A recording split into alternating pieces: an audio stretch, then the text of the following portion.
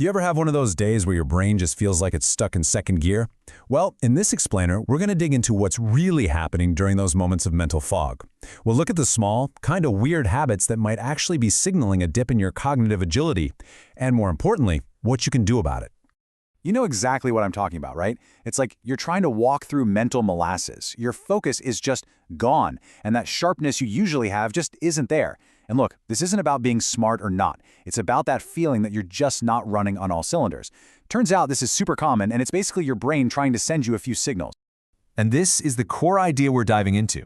Those seemingly tiny little behaviors, the things we just brush off as quirks, can actually be red flags. They're indicators for how well our brain is really doing. So before we can even start spotting these habits, we gotta understand the tool that lets us see them in the first place.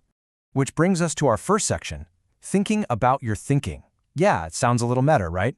But before we can analyze our habits, we have to develop what you could call an inner observer.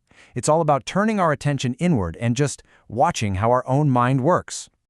Okay, so the fancy technical term for this is metacognition. I know, it sounds a little intimidating, but don't worry, it's actually pretty simple. It's just the skill of thinking about your own thinking. It's like having a little voice in your head that asks, why did I react that way? Or, wait, is this really the best way to solve this problem? Without this skill, spotting those red flag habits is, well, pretty much impossible.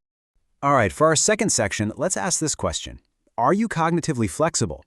See, working right alongside metacognition is this other huge pillar of mental performance. Once you can actually observe your own thinking, the very next question is, how well can you adapt it? This is all about how you handle the unexpected.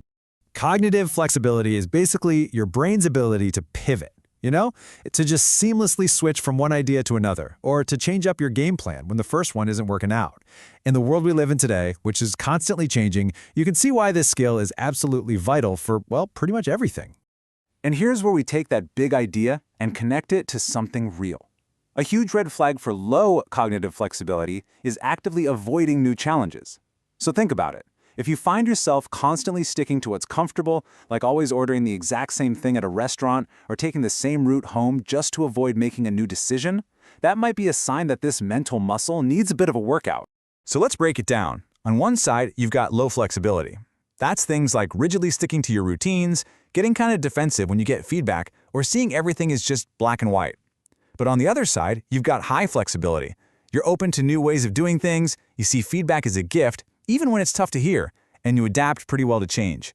Just take a second and be honest. Where do you see yourself on this spectrum most of the time? And that brings us to our final section, the power of noticing. Okay, so we've talked about the concepts. We've identified some potential red flags, and you might be thinking, great, I see some of this in myself, now what? Well, this is where things get really empowering. The solution isn't some crazy, complicated 10-step plan. Nope, it's actually something much, much simpler.